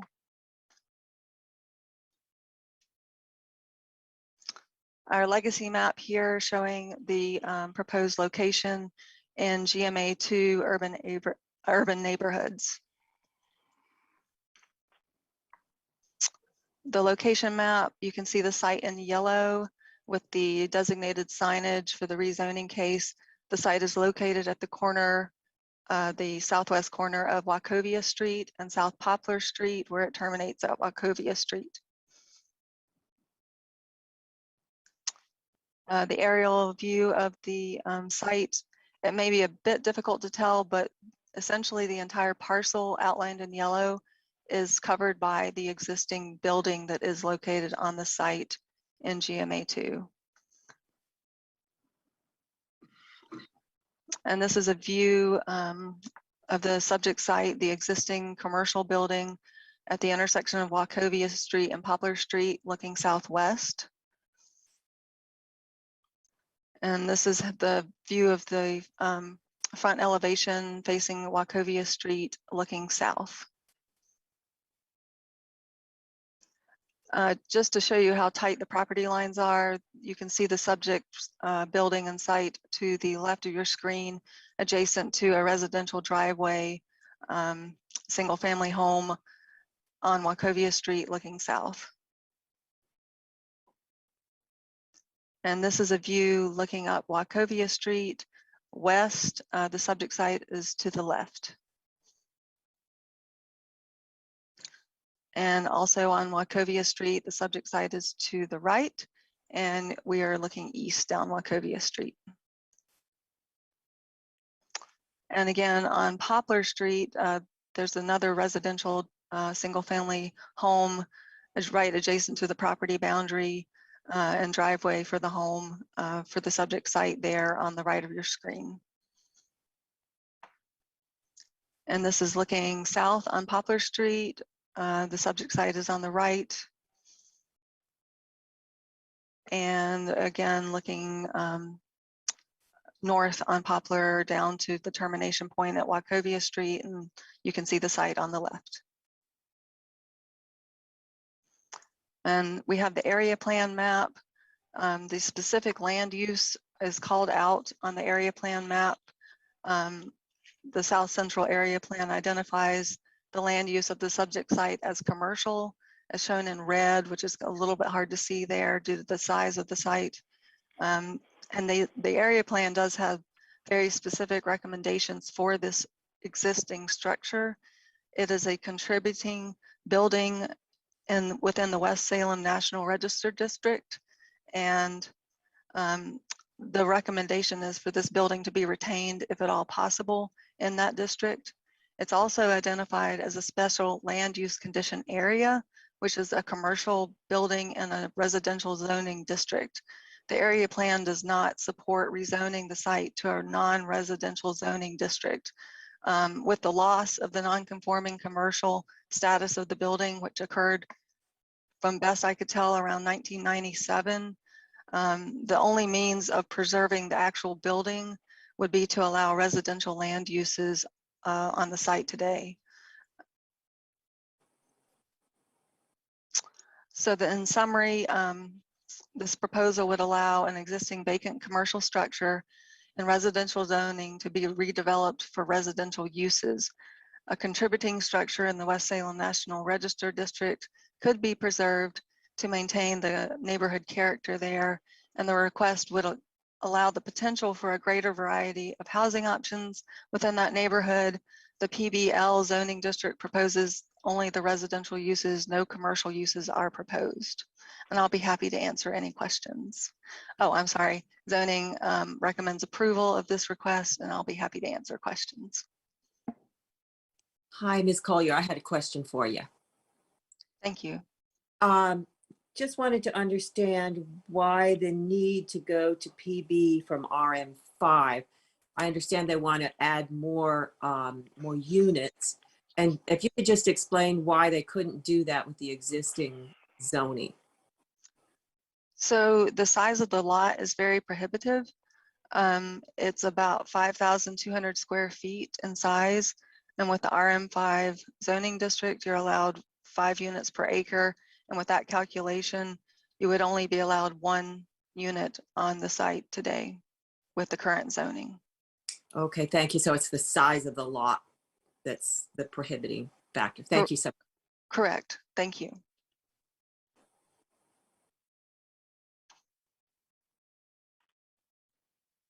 Are there any other questions for staff? All right. So I do know there's opposition. So Mr. Murphy, I'm going to turn this over to you at this point. Please keep in mind I think there will be a public hearing today. Each side will have a total of 12 minutes and there will be no rebuttal period. Once you have been recognized by the board, staff will unmute your microphone so that you can provide your comments. After the public hearing is closed and the board goes back into work session, no one is permitted to speak unless the planning board asks them a question. So Mr. Murphy. Yes, Mr. Chairman, we do have three folks signed up in opposition. We do have the petitioner here. So what I will do is we'll hear from the petitioner first, and then we'll hear from the opposition. So Zachary Reich, if you would unmute yourself, give your name, address, and zip code for the record, and begin your remarks. Certainly, thank you. My name is Zachary Reich. I reside at 3256 Robin Hood Road, Winston-Salem, North Carolina, and my zip code is 27106. My proposal, as Elizabeth said, was to turn this building into a multifamily apartment complex. During the public outreach period in the neighborhood, the majority of the feedback that I got was a concern about restrictive parking and overloading those small streets. During 13 visits to the site, multiple times a day across the month of November, I found that the largest occupancy between Academy Street and Wachovia Street on Poplar was about 11% of available parking spaces. Am I allowed to share my screen here in support of this effort?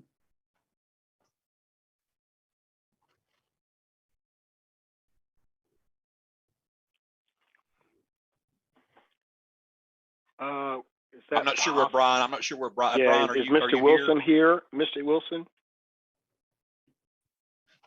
Samuel, can you allow Mr. Wright to share his screen? Can you give him permission? Yes. I've got it. I just wanted to make sure that that was acceptable. Okay, I'm sorry. Yeah, that's fine if we can.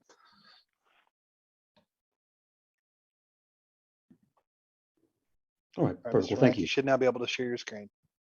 Yes, I believe I'm able here. So I just want to present a few images and some statistical data that I compiled. So as you can see here, this is an aerial view. The upper end of the picture is Wachovia, Poplar all the way down to Academy. A majority of the property owned along Poplar is owned by the Baptist Church. The Baptist Church has, as you can see here towards the south side of the image, an enormous chunk of this land unoccupied and not planned for development. They're using it for community activities, soccer fields, after-school youth programs, that sort of thing. There are two houses here about midway through that the church also owns that they, I think, have planned for demolition. All in all the parking that they would use along the street, they use off-street for their parishioners, school guests, after-school activities. I've spoken with their executive pastor, Harper Compton, and he assured me that their continued plan is to not utilize any street parking on Poplar. I further want to highlight that both sides of the street on Poplar are existing legal street parking. There's a total of 1,050 feet per side. That comes out to about 104 available parking spaces. They're all about 20 feet long. So to put that in perspective, a Toyota Corolla is 16 feet long. So right now, the average usage that I've seen on the street is about 7%. The highest usage I've seen is 11%, which equates to 11 cars on this 1,050 linear feet of road. I've got a further package here explaining these numbers and highlighting some of the specifics that I believe was forwarded to the planning board ahead of this meeting. Accompanying this presentation is a collection of street view photos, I think further enhanced by Elizabeth's proposal, that show an enormous number of available parking spaces on the street. I can scroll through them here and enlarge any one that anyone's interested in. My plan would be, because this particular building does not have on-lot parking, my plan would be to allow street parking on the existing legal street parking for the site and have residents, walk a short distance to their cars, maybe just a few feet at most, as you can see from the street view image here. On Poplar, there's quite a bit of run here. I would propose that safety offsets be installed around the corners because the turn can be a bit blind. I'd also propose that if the residents were interested, parking could be restricted to one side of the street. Even in that case, with the highest density parking that I've seen there, there'd still be 52 available parking spaces, which would mean that there'd be about 21 to 22% of total parking utilized in the worst case that I've observed over my many visits to the site. That is all I have to address the parking issue. Are there any questions from the members of the planning board?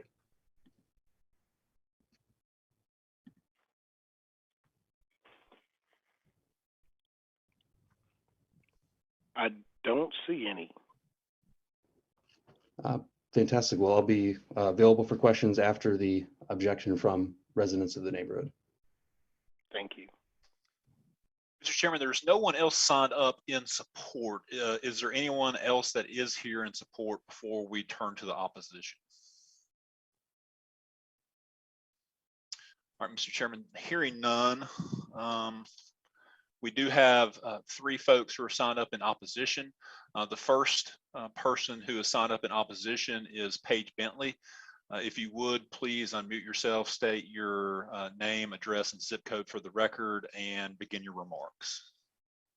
Hi, good evening. My name is Paige Bentley. I am at 502 Wachovia Street, 27101, and I am that little house right next to this building.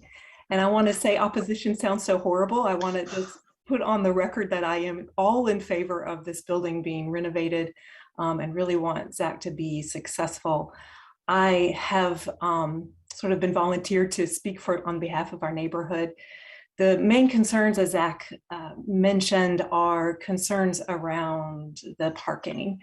And as just a little background on Wachovia Street and Poplar Street, these 2 roads have, unfortunately, in the past few years, experienced a sudden and really dramatic change in the traffic patterns due to the Salem Parkway construction and the growth that is happening at Salem Baptist Church. So our Wachovia Street is, and Poplar, relatively narrow. Most folks do have on-site parking, so most of us have driveways. So as Zach said, there aren't a lot of folks who are parking on the streets all the time, but our streets have become a cut through, not only for cars, but also large delivery trucks, tour buses, 18-wheelers. We've got a lot of traffic happening on our streets. And so there's a concern around safety happening here as well. One of the concerns I have personally is that, and I was hoping this would not be the case, but I did a lot of tests with this weekend. If there are 2 cars parked on either side of my driveway, which if I were living in Zach's building, I would totally park right there, right at the front door. And a car parked across the street from my driveway, because of the narrowness of my driveway and the fact that it is up against a wall on his side and a wall on my side, the geometry does not work for me to actually exit or enter my driveway. And as much as I was hoping that would not be the case, and I don't drive a limo, so was really hopeful that that would not be an issue, but it does seem to be an issue. So there may be some solutions around that. I would hope that the city could look into that as well. But we are just concerned about the higher congestion in our neighborhood due to traffic. There are more traffic violations, and a concern about the potential of having 12 or more cars more on the street that might add to some of those safety concerns. Thank you.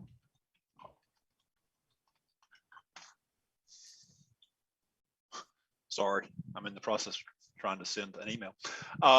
We do have about 9.5 minutes left. And the next person who is signed up to speak in opposition is Susie Moore. If you would please unmute yourself, state your name and address, including zip code for the record, and begin your remarks.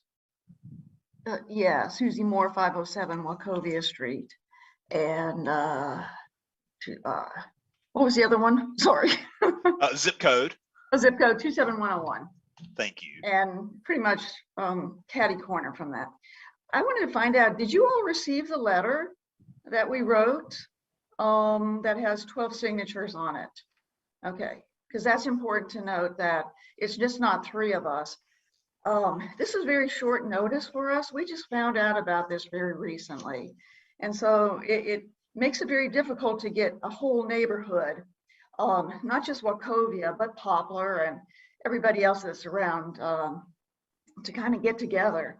So that's been a little bit problematic, but really, quite honestly, the fact that we actually got 12 people was pretty astonishing to us, because this really just started out with a few of us. We have multiple problems on Wachovia. I'm not sure if you all have been on Wachovia between Broad and Marshall in the last 6 months, but all you have to do is ask any of the utility people who work on the streets, the sanitation folks, the folks that pick up our recycling and garbage. It has become dangerous. It's very narrow. Wachovia and Poplar, actually all those streets are very narrow. But Wachovia is a 25-mile-an-hour street, and you can barely get 2 cars. So if you have the cars that are parked on one side, it's hard to get 2 cars driving, against each other to be able to pass. It's 25 miles an hour. The problem that we're having now is, again, because of what Paige was saying, we have exponential growth of traffic. The speeding is, as I said, is 25 miles an hour. Most people are going 40 to 60. And I need to really say this again, 40 to 60 miles an hour on our street. They run through the stop sign. Some of them will kind of barely go through it slowly, but most people do. So we have a lot of problems with that. Again, we have tractor trailers, we have dump trucks, we have a limit of 13,000 pounds that are supposed to be on our street. We have a tremendous amount of parking. When I think about the potential of 8 to 12 more cars parked on our street, that's very concerning, really, to all the neighbors. At any rate, this has become kind of Wachovia has become a disaster zone. I really recommend that people come and just sit and watch what happens on Wachovia anymore. It's a 24/7 problem. What Zach said about parking, I think it would be really important that people look what's going on Poplar Street at nighttime when people actually park. It's not just a handful of cars. And then with the church, with the school, the Baptist, Salem Baptist School, they have their enrollment. For them, it's wonderful, but we have massive congestion on Wachovia. I cannot always get out of the driveway in the mornings, and then in the afternoons, people are, I'm not sure what you all have heard, but we have a lot of traffic problems on Academy, Broad Street, Poplar Street at certain times of the day. It's just become a big problem. And right now, we have not, as a neighborhood, we haven't really had a lot of time to think about this. I'm not sure that we're ready to say, sure, let's have a 4-unit apartments in there with 2 bedrooms and an office, which could be a bedroom.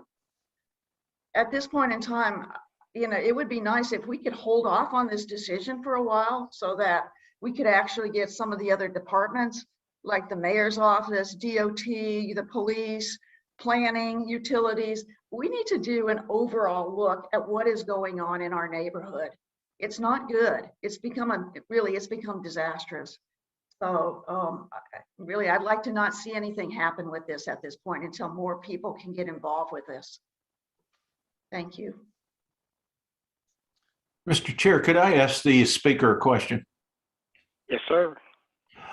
Ms. Moore, Ms. Bentley addressed this as well.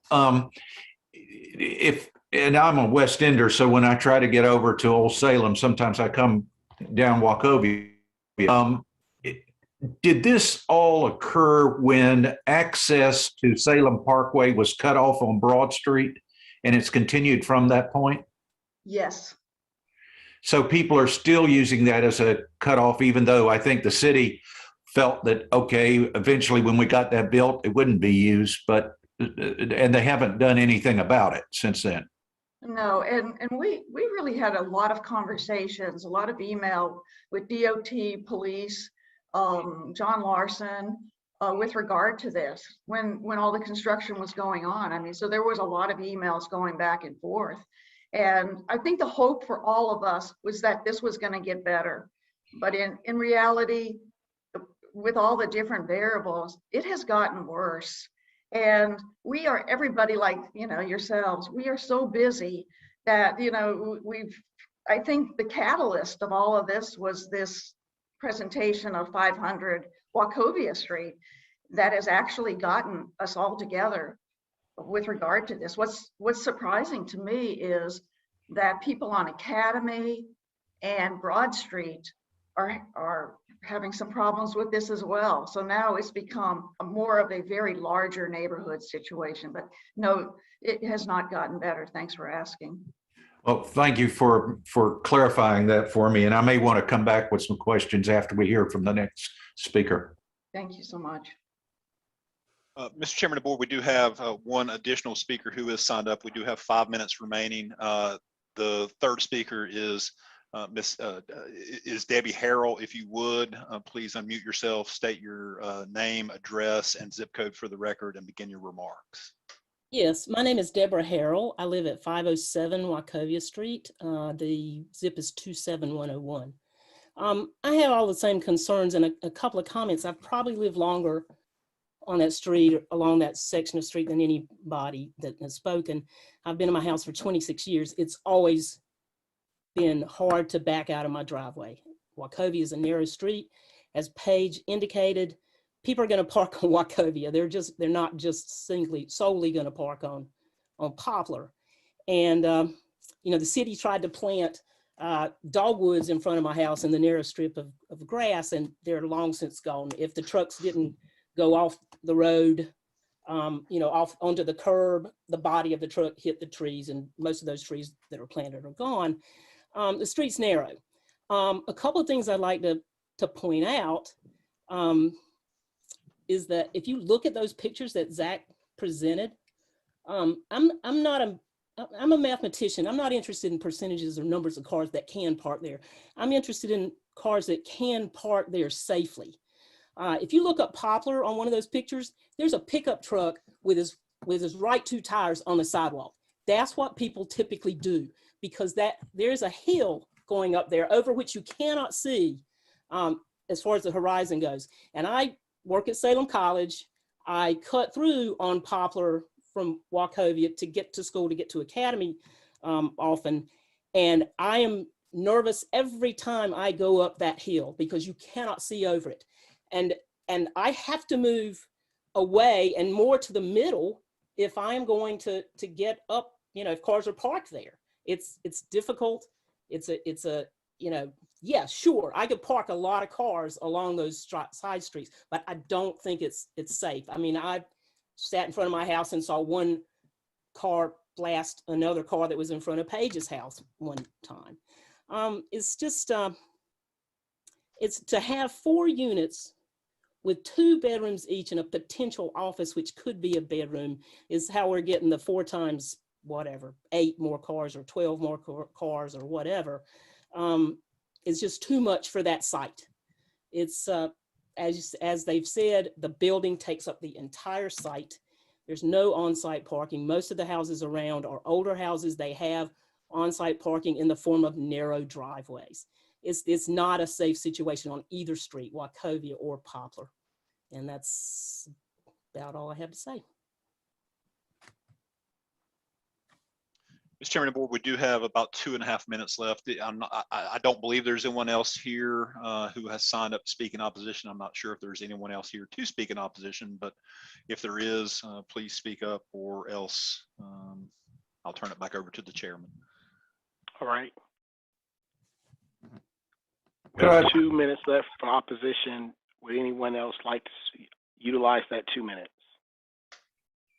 I mean, I'm going to jump really back in again. I mean, it's not that we don't want to see that developed, and perhaps it could be developed into 2 units. When we were looking at the RM5, it gave the indication that we might be able to do something like that. I mean, if it was a 2-unit place, you know, 2 flats, an upstairs, downstairs, that might be more accommodating, because there's also inside a little inside parking area that would probably accommodate 2 or 3 cars. So that might make a big difference. It's not that we don't want to see it develop. We would love to see it develop, but I think we need to look at the whole neighborhood. And I really would like for the city, and seriously, maybe we can figure out who we need to get together to really discuss what's going on in the neighborhood. It's such a gem. It's a part of the historic area. And how do we make this livable for the people who are there, plus the pedestrians and bicyclists and skateboarders, etc. It has become a multi-use area, and we need to really discuss this. And I just think that making a decision tonight or without really thinking about the whole is going to be a problem. I just kind of in the way the neighborhood would like to become. All right. Thank you. All right. Could I follow up with a question to the opposition there, Mr. Chair? Yes, you may. I mean, knowing that site and also knowing that you all would like to see that building developed as well. And we've looked at, if those of us who have lived in Winston for a long period of time have looked at that building and said this really needs to be fixed up over the years. Is there a way that you would suggest that parking be strategized or cut off that would then make the people that park in there, for instance, park along Poplar rather than Wachovia or something like that, that would be a solution to this? And no matter which way we go tonight, remember that this will go to the city council, and your councilman and others will have some say in this in terms of solutions that are above our pay grade. But are there some solutions that you see that could work this out if we approve this? Question is a good one. And I've been thinking about it, and I've been thinking about it in conjunction with the church. They're coming out of just a little bit west of this area on Spring Street when they dismissed school. And I was thinking maybe if we somehow made that one way going up to Broad, but then that messes up the access to Poplar. It's a difficult situation, and it definitely needs to be looked at. Parking on one side of the street doesn't really help very much. If you just limit parking to one side, particularly on Wachovia, it's still really hard to get out of a driveway, given that people are maybe not stopping at that stop sign that's just west on Spring Street, or where the church kids and everybody else is coming out. It's just a dangerous situation around. I wish somebody that knew something about traffic calming and so forth could come up with something, definitely. And I too want the building to look better. I mean, I've been looking at it for 26 years across the street. So, but 4 apartments in it, it just is going to exacerbate any problems for the neighborhood. 2, I think would be a good idea with some on-site parking maybe underneath. It's got those 2 garage doors you saw that face out to Poplar that I don't know what the inside the building looks like. We haven't seen, I don't know. I haven't seen that. So, there are things that need looking at, I think. So, Ms. Harold, if I understood you correctly, if parking was restricted on Wachovia and just assigned to Poplar, would that make it better?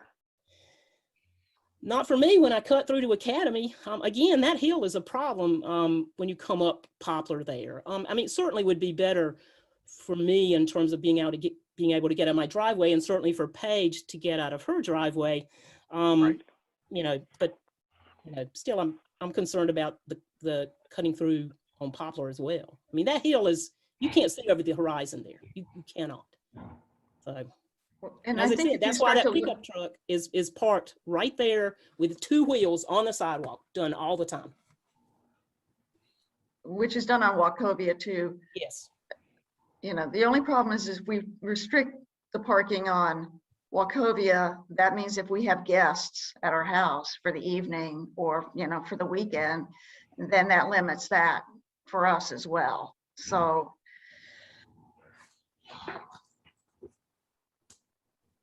it's a conundrum. Yes, sounds like it. I'm very familiar with both streets. Yeah, they're small historic properties, and they weren't intended for this much density in terms of parking and so forth, I don't think. So I just want to ask a question here, because we are really close to downtown, right? There isn't much like in terms of alternative uses. And I apologize, we have like a hydroponic garden here in our house. So you hear some water going. There aren't very many uses that could occupy that building without an increased amount of traffic. So even if it were to be commercial, which I don't think it ever would be, you know, there's going to be more cars. I live in this neighborhood. I'm a West Salem resident. We're talking about 4 units, 8 cars, and maybe I'm of the mind as an urban planner that a quarter mile is kind of the rule of thumb in terms of walkability. I think that there is ample space for us to park 8 cars. That's assuming that every person, every bedroom would have a car. I think, you know, we're moving into a really urban kind of space that might not be the case. And so we have to allow for some liberty in that. And I would say that this building not being developed or being developed into 2 units will actually be a detriment to the neighborhood rather than an improvement. And I empathize with Wachovia Street. And I think that if you could limit the parking or stripe it, that you would actually have an ability to kind of control that parking situation. On Poplar and Academy, I think we're all going to have to learn to deal with a little bit more density as Winston-Salem grows, especially in its downtown. And though West Salem is historic, we're really downtown adjacent, similar to West End. And that's where we should be seeing that density growing for our city. So I think this is an appropriate path forward for this building. And I think like 4 units is probably the lowest density that we would see in a building like this. Why would 2 be a detriment? 2, so the cost of it, I'll be honest, I'm also a developer. Like, I think that you need to understand when you take on that building and what's going to be inside of that building, to put a pro forma together, even for a generous 35 amortization, there's no way that you can make rents, even on the luxury side, for 2 units. It just will not be developed that way. It doesn't make economic sense. And it's too much space. That's basically 2 homes. That's bigger than the homes on Wachovia, 2 of them combined. So I think that it's unfair for someone to look at a building that large and say only develop 2 when the square footages of 2 of the homes along those streets are less than what you could fit. But the square footage of those homes is tiny. It's 13. My house. Yeah, they're small. That's what I understand that. I'm here. I'm just saying it's really unfair to then require that of a large development to only put 2 units in there. I'll just add, I appreciate what you're saying. I actually worked with a developer at the end of Wachovia and developed my condo space at the end, which was huge and lovely. And it was a beautiful example of being able to create a big space, luxury condos, that was an enhancement to the neighborhood, as well as a benefit to the developer who made a lot of money out of that. I would be opposed to that argument that 2 units in this building would not be viable, because downtown properties right now are really hot. And again, I think so. I'm going to. This is kind of, we've kind of heard from the opposition. We've heard from the proponent. It's now getting to kind of a question and answer. So we need to kind of reel it back in a little bit. So with that, I'm going to declare the public hearing closed. If anyone has a question for anyone specifically from the planning board to the proponent or the opponent, we can do that now. Ms. Yes, Dunnigan. Chair. I had a question, but I think it really needs to be addressed to transportation staff if Mr. Fansler's still here at the meeting. Is he present? No. I don't see He's him left. on the call. Yes. Okay, well, this was what I was going to ask him, and maybe this is something that you could ask going forward. It sounds like the petitioner, is it Mr. Reich, seemed to be suggesting that he was open to some limits to the parking around the building, close to the building, to address the issue of blocking in people's cars in their driveways and any other safety issues. And I think that is a legitimate issue that really needs to be addressed.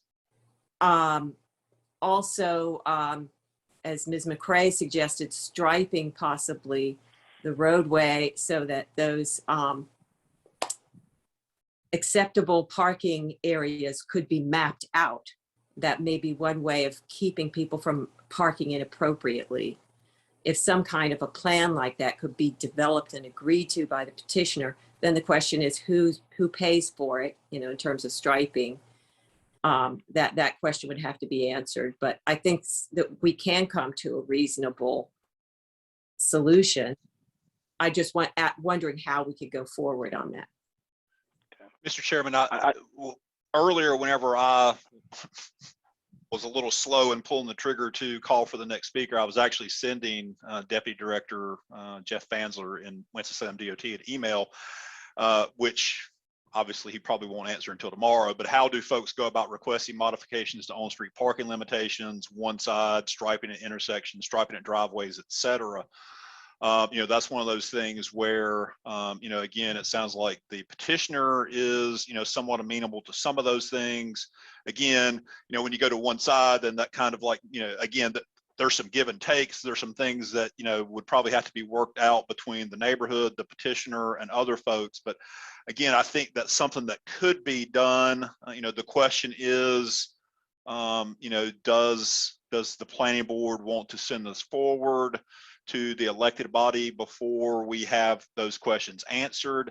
I'm not sure if the petitioner has any type of time frame where they need to get to the elected body by a certain date. Those are some of the things that maybe the planning board might want to consider. I hate that Jeff had to leave, but again, that's one of the things that I had already thought about based on some of the comments that I had heard sending that to him. So the other thing I will say, and I just want to get this out there because the question did come up earlier, the RM5 district, whenever you're looking at unit counts, the RM5 is a kind of a unique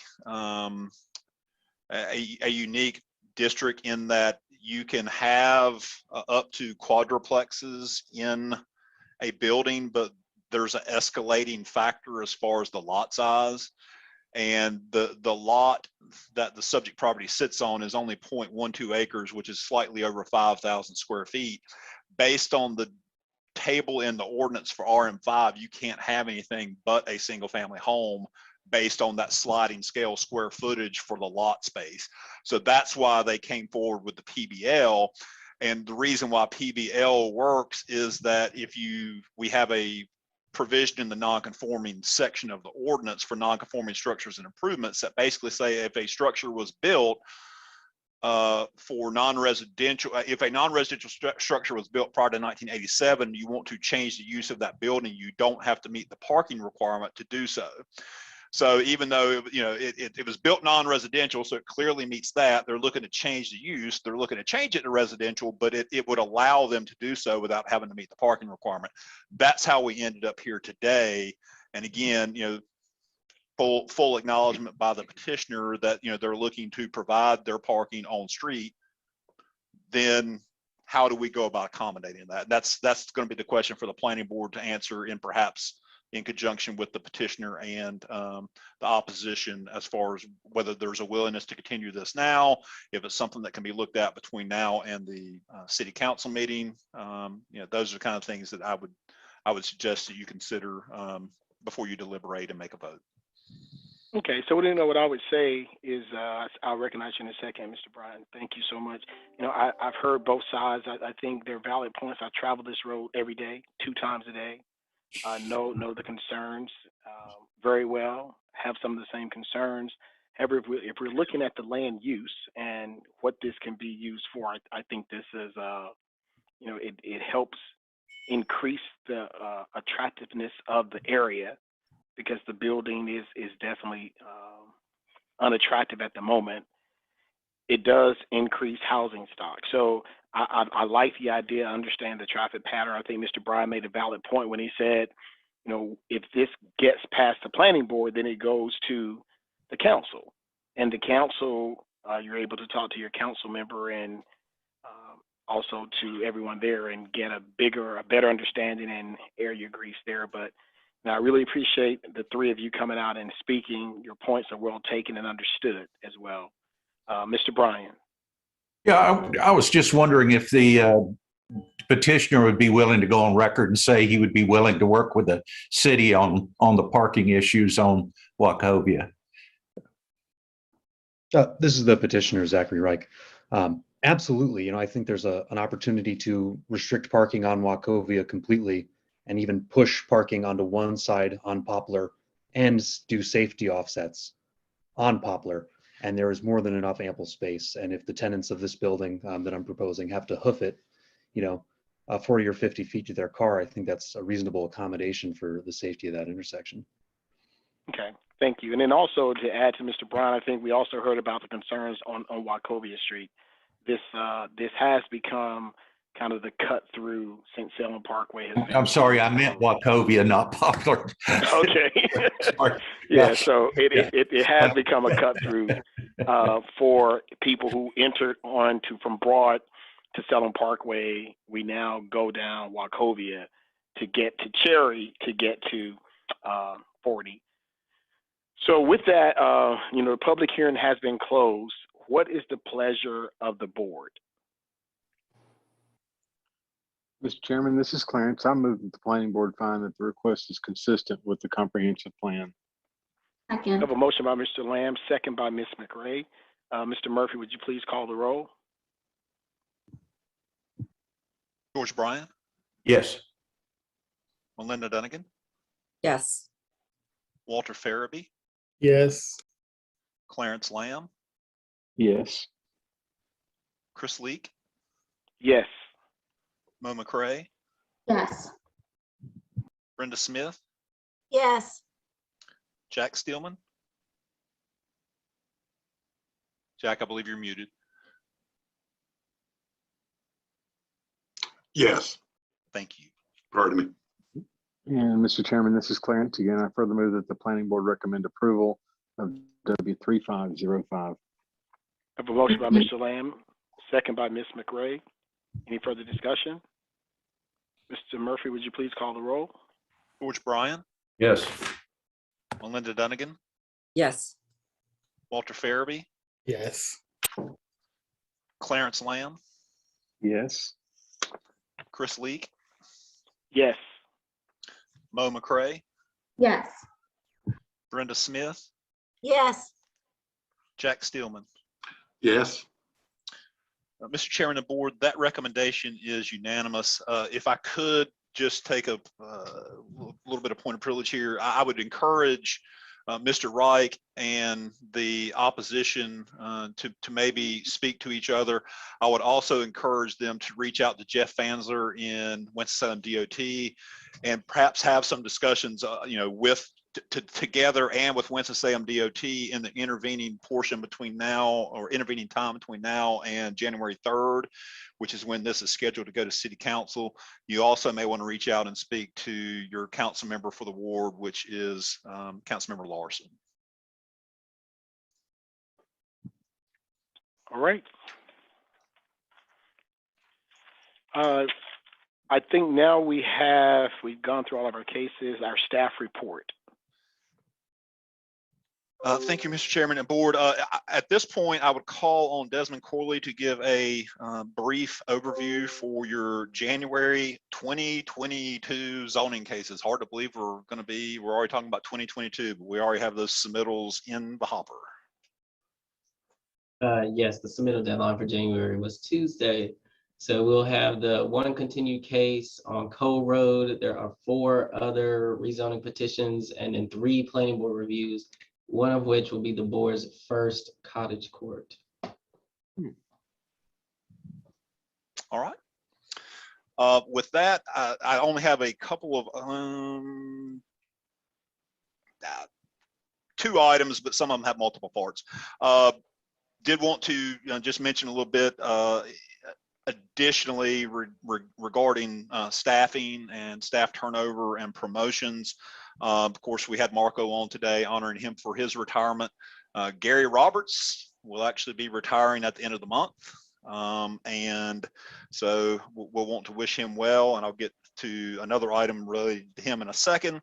A couple of promotions I did want to mention. Elizabeth Collier, who is on our staff here, who has been a zoning plans examiner in our shop over the last several years, has accepted Amy Crumb's old position on the community character team as a project planner.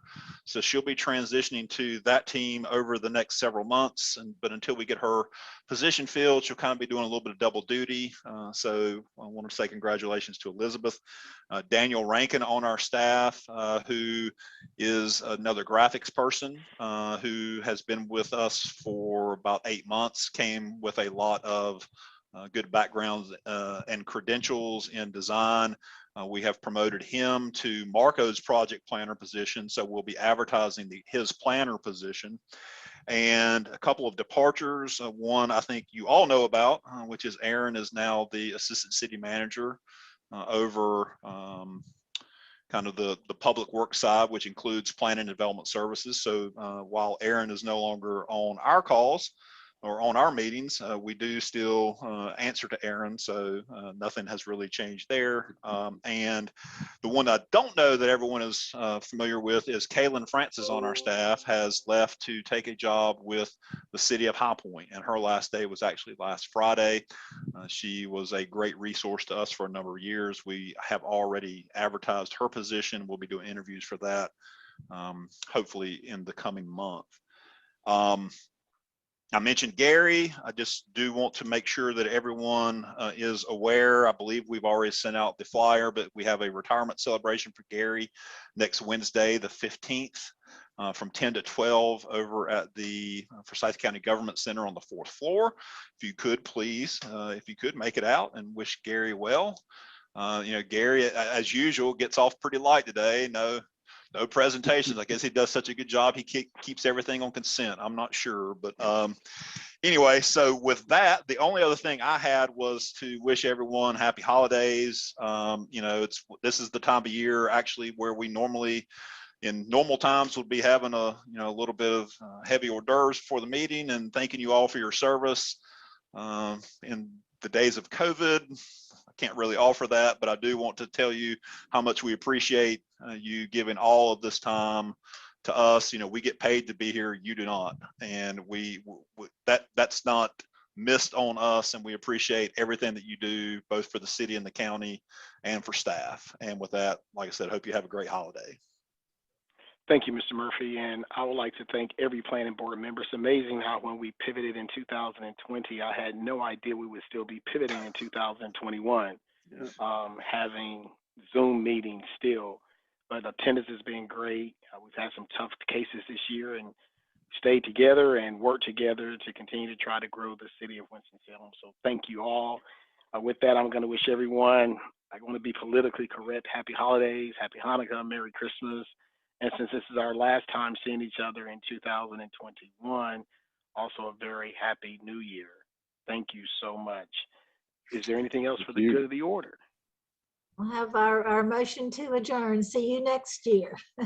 See you next year. Is there a second? Second. All right, it's been moved. Happy holidays. Happy New Year, everyone. Happy holidays. Thank you, everyone. Thank you. Bye-bye.